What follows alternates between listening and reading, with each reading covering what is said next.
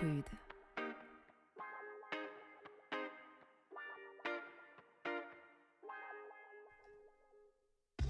Bonjour, je suis Daphné Desjeux. Vous allez écouter Prude, le podcast qui partage l'humeur sexuelle de son époque. Vous entendrez ici des témoignages spontanés, insolites, décomplexés qui ouvrent l'esprit et donnent envie de se faire du bien, ou apprendre à le faire. Car oui, le sexe est une source gratuite de bonheur qui est sûrement bien plus forte que la culture, la bouffe ou encore la drogue. Mettre en perspective nos questionnements de vie avec légèreté, partage et liberté, ça fait plaisir. Et c'est avec Prude. Soso grandit avec une mère guadeloupéenne et un père guinéen. Deux cultures très différentes qui forgent ce couple qui s'unit contre la vie de leur famille. Ce n'est pas une transgression pour Soso, au contraire, ses parents lui apprennent ce que c'est qu'un choix d'amour et de liberté. Elle a 18 oncles et tantes avec qui elle passe toutes ses vacances et ses cousines pour les premières sorties. Le coup d'un soir, elle ne connaît pas. Elle se rend vite compte qu'elle ne s'est tombée amoureuse que quand la confiance et la complicité sont là. Jusqu'au jour de la rencontre. Celle qui est interdite, qui divise, qui donne le vertige. Mais c'est un amour irrépressible. Témoignage merveilleux d'une femme qui parle d'amour, de corps, de dogme et de liberté. Merci Soso, on t'écoute. Bonjour, je suis Soso. Mon père travaillait pour les Nations Unies. Ma mère, elle a fait plein de jobs différents. Ils se sont rencontrés en France à la fac et ils sont mariés. Et puis je suis née et puis ensuite mon frère et puis ma sœur. Et en tout, j'ai vécu. On a suivi mon père comme ça. Donc il faisait des missions. Il était économiste. Il montait des missions pour l'ONU, et puis il voyait comment ça roulait, et puis après il changeait de mission, tout ça. Donc moi j'ai vécu jusqu'à 14 ans en Afrique noire francophone, dans plein de pays différents. Et, euh, et mon père est décédé en mission quand j'avais 14 ans. Donc du coup on est resté en France. On était en attente pour aller le rejoindre au Niger. Et il est mort là-bas, et donc on est resté en France. Ma grand-mère, qui était une figure comme ça, familiale, que j'adore, habitait rue du Retrait, dans le 20e. Et donc on revenait tout le temps en France, même pour les vacances de la Toussaint, quoi, tu vois. Donc j'ai toujours vécu entre le 20e et quel que soit le pays d'Afrique où on vivait au moment où on vivait, quoi. Mon grand-père était polygame. Sa mère qui a eu mon père et son vrai frère de sang, et puis après c'est les coépouses de sa mère qui ont fait le reste des enfants de la fratrie, quoi. Et eux, ils vivaient à Baro, qui est un petit village au-dessus de Conakry en Guinée, et on n'y est jamais allé. On devait y aller, et mon père est mort avant, donc ça ne s'est pas fait. Donc je connaissais bien moins cette partie de la famille, à part mon oncle qui vivait en France, et donc je voyais régulièrement, mais sinon tous les autres frères et sœurs, je les connais pas du tout. En revanche, du côté de ma mère, c'est une famille qui est extrêmement unie. Ma grand-mère c'était le centre, hein, donc on s'est toujours retrouvés très régulièrement. Déjà tous les Noëls, c'était autour de ma grand-mère, donc en famille des énormes Noëls, puisque du coup 10 enfants, on était 36 cousins et cousines, tu vois. Donc c'était des énormes fêtes, quoi, qui duraient, et c'était la joie, et on était très proches, ouais, du côté de ma mère.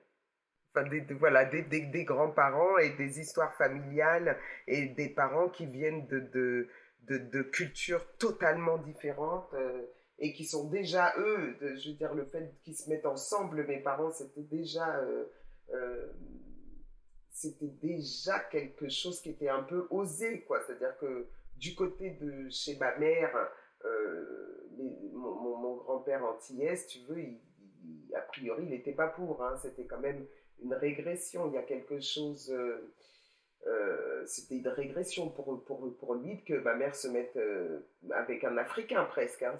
C'était pas quelque chose de facile. Et je pense que du côté de chez mon père, c'était très étrange parce que ma mère, elle était très très claire de peau, donc il y avait quelque chose comme il allait avec une presque blanche. Enfin, tout était un peu compliqué.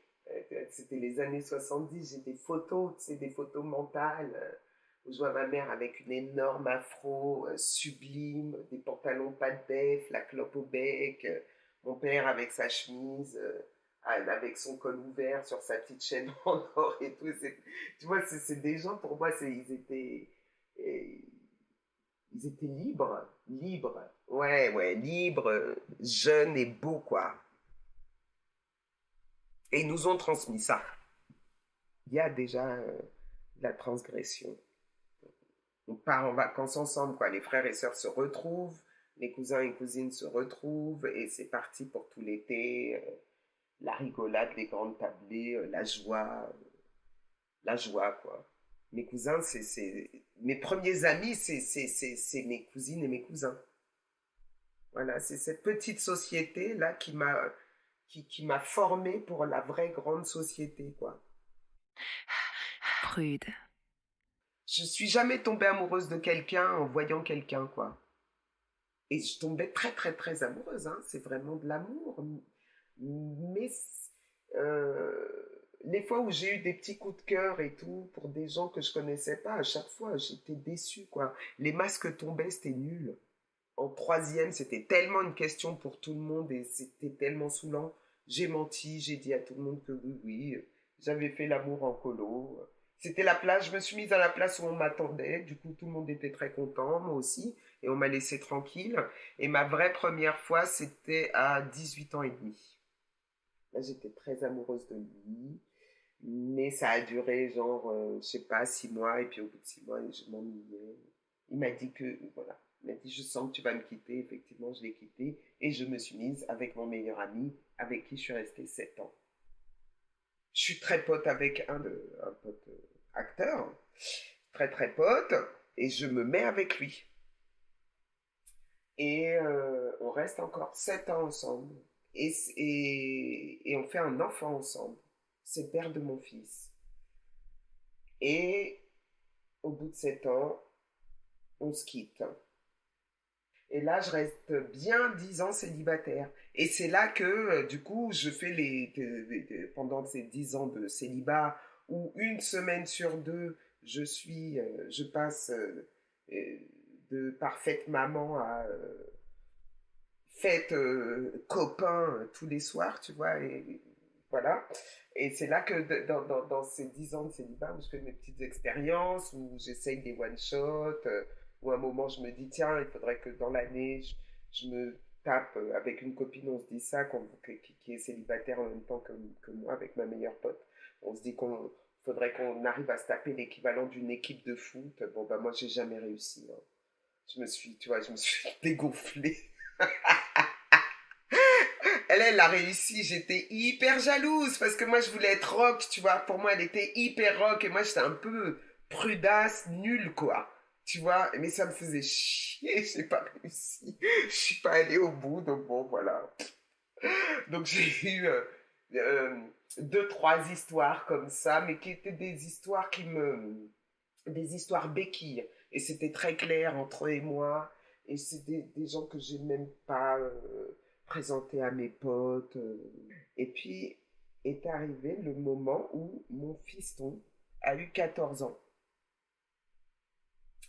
Et où je me suis fait une sorte de crise d'angoisse, mais qui est tombée de nulle part, un truc qui m'a coupé les jambes. Je me suis retrouvée par terre, à me rouler par terre de douleur, d'angoisse et tout. Et je disais papa, papa, papa. Alors que mon père était mort depuis 20 ans. Donc très bizarre, même plus de 20 ans. Et donc là, je me dis, mais c'est quoi ce délire? Mais qu'est-ce qui m'arrive? Qu'est-ce qui m'arrive? Qu'est-ce qui m'arrive? Et je me rends compte que mon fils a le même âge que j'avais quand mon père est mort.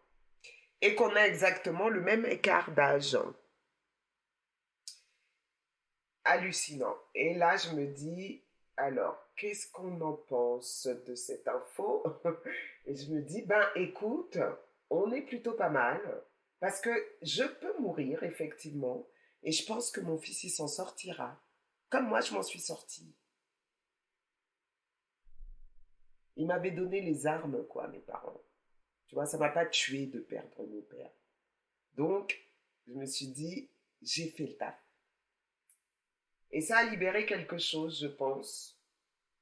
Je me suis autorisée à, à retomber amoureuse. Une fois que j'ai su que mon fils, ça allait aller.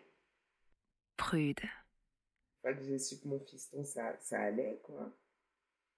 Et je suis tombée amoureuse de lui et ça fait 6 ans, quoi, qu'on est ensemble. Et cet homme-là, ma merveille de merveille, c'est mon cousin Germain. Oh, c'était terrifiant. C'est mon cousin Germain. C'est-à-dire que son père, c'est le frère de ma mère. Un truc de ouf. N'importe quoi. Donc on se rencontre.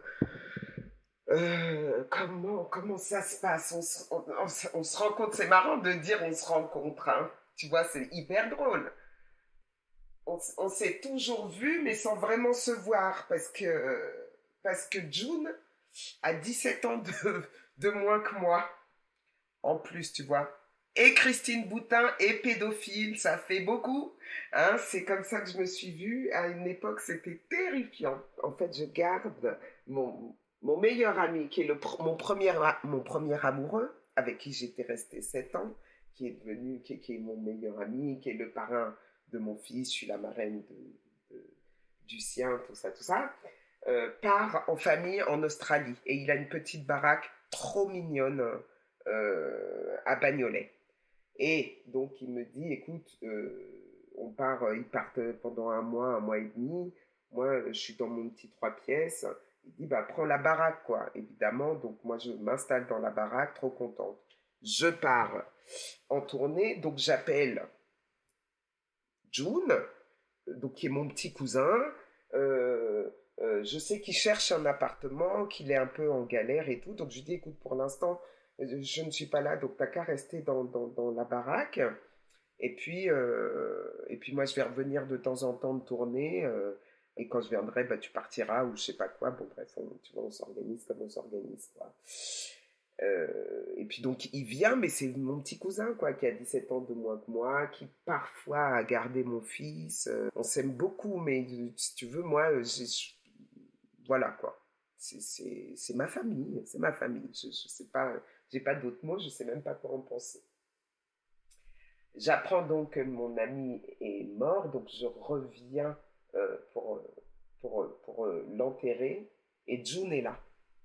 Et en fait, c'est lui qui reçoit toute ma tristesse, quoi. Et il n'est pas perturbé, il est solide. Il tient bon, il dit rien, il cherche pas à me consoler, il a juste cette présence tranquille qui me repose, quoi. Et je vais finir ma tournée et je reviens. Et il m'est très difficile de voir des gens qui n'ont pas partagé ce truc-là avec moi, quoi. Je suis très affectée par le départ de mon pote. Et il se trouve que June a vécu ça avec moi. Donc, je vais rester là, un peu avec lui, à faire mon deuil tranquillement. Et puis, on va vivre à côté l'un de l'autre, comme ça. Et puis mes potes rentrent d'Australie et donc chacun rentre chez soi, voilà, tout ça. Et sauf que on va continuer à s'appeler, à se faire des restos, à aller dans des musées, lire des bouquins. On va passer du temps comme ça, à, à- à- à se voir régulièrement, à avoir des grandes, grandes, grandes, grandes discussions, tout ça. Et c'est vraiment, mais c'est super, quoi. Euh, on adore passer du temps ensemble, c'est super. Et je vais bosser, je vais en résidence pour faire une pièce de théâtre avec des amis. Je dois partir 15 jours dans la Creuse. deux de mes meilleurs amis. Donc, cette résidence arrive, donc ils viennent me chercher, puis on part en voiture, là, tous les trois dans la Creuse.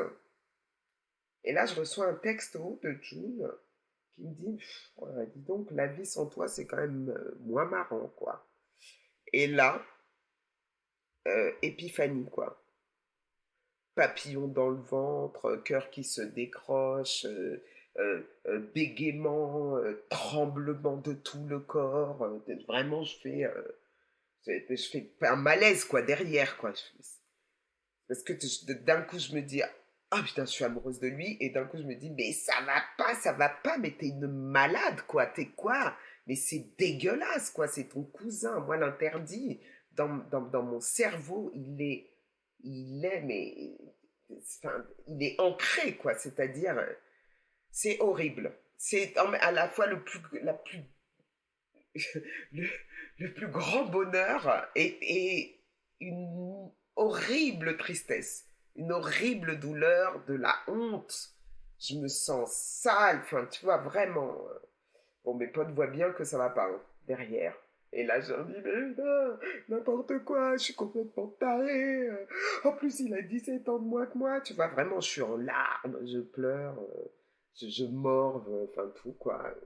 Je m'autoflagelle. Elle me dit, mais tu te rends compte, hein, Christine Boudin, quoi, et pédophile, ah bah, bravo. Hein. Et là, mes potes me rionnaient comme tu le fais là. Mais vraiment en disant, mais allez, tu te calmes tout de suite, quoi. T'arrêtes, ça suffit. Pédophile, quoi. Ouais, ça va, il n'a pas 8 ans. Et j'attends qu'ils essayent de me calmer. Puis eux, ils trouvent ça super mignon. Parce que surtout, eux, ce qu'ils adorent, c'est que leur copine, elle soit amoureuse, quoi. Hein, ils me connaissent depuis toujours. Ça fait 10 ans qu'ils m'ont pas vue amoureuse. Donc eux, ils sont hystéros pour moi, quoi. Ils sont trop contents. Donc on est comme ça, on est en hystérie. Voilà, les trois dans la voiture. Et on arrive dans le lieu de résidence et on s'appelle avec June. Et, euh, et là, c'est parti, quoi. Déclaration des deux côtés. Et moi qui dis non, mais c'est pas possible. En fait, t'es mon cousin. Il dit bah oui, je sais. Hein, t'es ma cousine, quoi. T'es ma grande cousine. Et je dis mais ça va pas. Il fait mais si, bah on est amoureux, on est amoureux. Et il est hyper fort, quoi. Et il tient bon. Et tu vois, il m'arrête et il me calme direct quand je dis, quand je me traite de pédophile. Il dit bah merci pour l'insulte. À un moment, ça suffit, cette condescendance. Tu te prends pour qui, tu vois. Il me remet bien à ma place. Hein. Et il dit, voilà, hein, c'est un choix, je ne suis pas ta victime, moi je te dis que je suis amoureux de toi, je suis amoureux de toi, quoi, c'est ça, c'est donc merveilleux, merveilleux. Il me dit, alors moi je suis très très occupée par cette question de différence d'âge, parce qu'il a quand même 17 ans de moins que moi, et que c'est carrément pas mon... Enfin, c'est la première fois de ma vie, en fait, que je suis avec quelqu'un qui a 17 ans de moins que moi. Et donc je lui dis, mais tu vois, moi j'ai un enfant, je ne veux plus jamais d'enfant, mais toi tu es tellement génial, tu feras un père fantastique. Et tu vois, je dis surtout, barre-toi, quoi, il faut pas qu'on soit ensemble. Et puis cette différence d'âge, c'est pas possible. Et il me dit ce truc merveilleux, il me dit, bah écoute, moi j'ai toujours pensé que tu étais une fausse vieille, et moi je suis un faux jeune, donc on est fait pour aller ensemble. Je trouvais ça tellement mignon, il m'a eu sur ce coup-là. Enfin, sur ce coup-là, j'étais bon. Ouais, je sais pourquoi je suis amoureuse de lui, quoi. Le mec est dément. Le mec est dément. Et puis on rentre à Paris. Et on se voit, mais moi je tremble de tout mon corps et on se prend dans les bras. Et c'est tout. On s'embrasse même pas. Et on parle toute la nuit, tout ça. Et on est collés. On dort ensemble, mais il se passe rien. Et, et on continue à réfléchir sur cette histoire. Hein. On envisage tout. On envisage même de vivre une histoire d'amour courtois, tu sais, à l'ancienne, quoi. Genre juste les sentiments, quoi. Vraiment, on l'envisage, on en parle hein, hyper sérieusement. Et puis moi, j'y crois hein, même. Hein. Je veux dire, chaque fois que l'un de nous fait ce genre de proposition, on y croit très très sincèrement, tout ça. Bon. l'interdit est là. L'interdit est trop puissant. Donc physiquement, il peut rien se passer. Et puis à un moment, il faut qu'il se passe un truc physiquement. Je crois que je l'embrasse, mais c'est genre au bout de 1 mois. Je l'embrasse, il se laisse faire et puis il m'embrasse. Et donc là, on va beaucoup, beaucoup s'embrasser. Et il va se passer encore 1 mois ou 1 mois et demi avant qu'on puisse faire l'amour. Et ça a été une vraie question. Moi, à un moment, je savais que je l'aimais et que donc je voulais faire l'amour avec lui, quoi. C'était mon homme et voilà. Et pour que ce soit mon homme, faire l'amour, c'était archi important.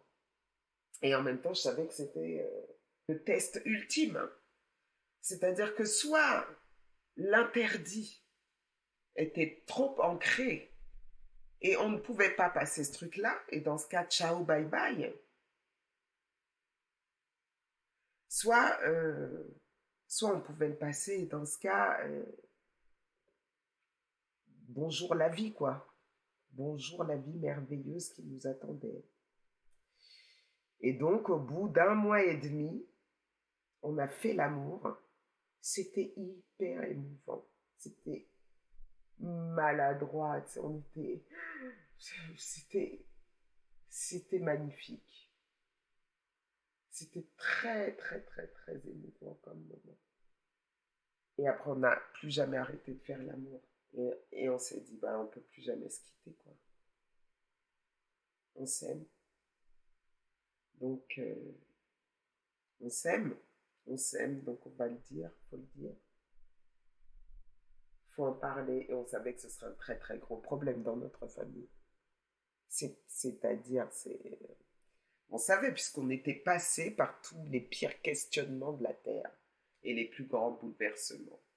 Nous-mêmes, ça nous avait fait violence, donc on savait que ça ferait violence, forcément, à des gens dans notre famille. Et au bout d'1 an, on l'a dit à mon fils.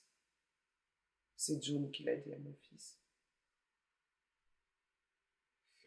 Et mon fils, il a dit, attends, quand tu disais que tu avais rencontré une zoulette, tu parlais de ma mère? Et j'ai tout de suite dit à mon fils, je lui ai dit, écoute, tu en parles à qui tu veux, c'est pas un secret, quoi. Je ne te charge pas d'un secret dégueulasse. C'est pas un secret dégueulasse. C'est notre vie à tous les deux. On s'aime tous les deux et tu fais partie de notre vie. S'il y a quelque chose qui te perturbe, si tu as besoin d'en parler, vas-y, parce que nous, derrière, on a les épaules. Tu n'es pas le gardien d'un secret dégueulasse, quoi. Et il a dit, non, j'ai pas envie d'en parler parce que si quelqu'un dit quelque chose de mal sur vous, je lui casse la gueule. Il n'y a pas eu de culpabilité. Moi, de mon côté, il y a vraiment, et du sien non plus. C'est-à-dire que la culpabilité, c'était jusqu'à ce qu'on fasse l'amour. Où on pouvait se poser des questions. Ça me fait me rappeler, tu sais, après, la personne à qui je l'ai dit, c'est ma sœur. Et ma sœur, elle a dit un truc merveilleux. C'est dingue, hein, parce que avant que tu me le dises, je me disais, oh là là, j'espère qu'il ne se passe rien de malsain entre June et Soso.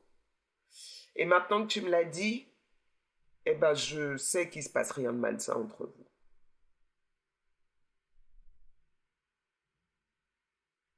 Que c'était mes mots qui avaient, tu vois. Ma mère, elle a été fantastique. Elle a été comme elle doit être. C'est-à-dire qu'elle a fait, ah non, je suis pas d'accord, hein, c'est de l'inceste et tout. Donc je lui dis, non, maman, ce n'est pas de l'inceste. En France, on peut se marier entre cousins. Et puis la question, c'est pas que tu sois d'accord ou pas d'accord. La question, c'est que c'est comme ça et que je suis obligée de te le dire. Elle dit, ah non, mais oh là là, mais ça va pas du tout passer dans la famille. Hein, je suis pas d'accord, je veux pas. Je veux pas en entendre parler. Moi, je veux pas vous voir ensemble, en tout cas. Donc très fâchée comme ça, hein. Et puis 2 jours après, elle m'a appelé pour prendre des nouvelles. Et puis je pense que 10 jours après, elle nous voyait ensemble avec June, et puis, tu vois, enfin, voilà. Elle a dit qu'elle n'était pas d'accord, tout ça, mais c'était pas une raison pour couper le lien avec moi. Tu vois? Et maintenant, ça y est. C'est même plus une question, quoi. J'ai été, et June aussi, extrêmement surprise parce que je pensais que ce serait les vieux. J'avais peur de la réaction des vieux. De ma mère, de mes oncles et tantes, tout ça, tout ça. Et en fait, non, c'est les jeunes qui nous ont défoncés. Défoncés, mais tu sais, éjectés. Du jour au lendemain, quoi. On m'a fait des lettres de menaces, menaces de mort. On m'a traité de pédophile, bah évidemment. Et puis c'est moi qui ai pris, hein.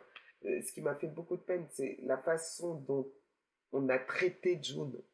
Comme si c'était un enfant de 9 ans qui était tombé entre les griffes de la méchante tarentule qui le violait tous les soirs, quoi. Tu vois? Et c'est une vision de lui horrible, si réductrice, tu sais. Ça fait 5 ans qu'il y a des gens à qui on ne parle plus, quoi. Qu'on n'a plus vu, des gens proches, qu'on n'a pas vu depuis 5 ans. Plus de nouvelles. Terminé. Et puis que leur acharnement a fait de nous des Roméo et Juliette, hein, je te le dis. Hein, c'est-à-dire que peut-être que s'ils s'étaient tus, peut-être que si les gens avaient fait comme si de rien, machin, peut-être on se serait lassé. Mais là, on a eu une telle adversité que ça nous a liés, mais très, très, très, très, très, très fort, quoi. Mais ce qui m'étonne, c'est que ça dure comme ça dans le temps, tu vois. Je comprends, tu vois. C'est un interdit. Moi-même, si tu veux, je dirais jamais à mon fils, mais oui, t'as raison, va baiser ta cousine. Tu vois, évidemment, je sais, mais c'est de l'amour aussi. Je suis très choquée, ouais. Je suis très étonnée par ce truc où je me, tu prends quand même le risque que je meure, quoi. Et quoi, tu vas venir pleurer à mon enterrement? Alors que quand j'étais là, juste tu m'as rayé, tu voulais plus me voir parce que j'étais amoureuse de mon homme. C'est bizarre. Ça fait 6 ans qu'on est ensemble aujourd'hui.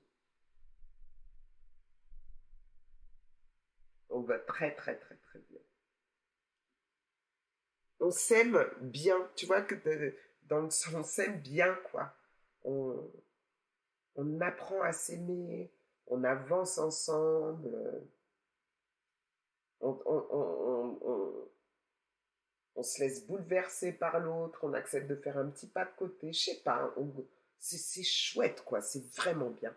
Ça me plaît, ça nous plaît. Prude. Alors, ce qui m'a donné envie de témoigner au micro de Prude, c'est que déjà, j'adore ce podcast, hein. Vraiment, en plus, j'aime beaucoup, beaucoup, beaucoup. Et parce que les différentes personnes que j'ai entendues dans le podcast, c'est c'est toujours des grandes histoires, quoi. On a l'impression que c'est une petite histoire, mais dans chaque histoire, il y a de la grande histoire, quoi. Il y a l'histoire de l'humanité, l'histoire du lien, l'histoire du désir de l'autre, de la différence, et tout ça. Il y a une ébullition comme ça, c'est si riche. Ça rend meilleur d'écouter des émissions comme la tienne, quoi. Et je me dis, voilà, c'est une histoire étrange. Mais en fait, les histoires d'amour, c'est toujours étrange. C'est toujours étrange. Il y a toujours quelque chose qui est de l'ordre de la transgression. Donc, c'est bien. Moi, j'ai envie de raconter ces histoires. J'ai envie de raconter mon histoire parce que je pense qu'elle peut faire du bien à des gens. Merci d'avoir écouté Prude. Si vous avez des histoires insolites, inavouables, des confidences à nous faire partager, écrivez-nous sur prudelepodcast@gmail.com et suivez-nous sur Instagram, Prude le podcast. Si vous écoutez cette conclusion, c'est que vous avez aimé cet épisode. Le meilleur moyen est de mettre 5 étoiles sur iTunes, de vous abonner et de laisser un commentaire. Pour vous, ce n'est pas grand-chose, mais pour Prude, c'est beaucoup. À bientôt. Prude.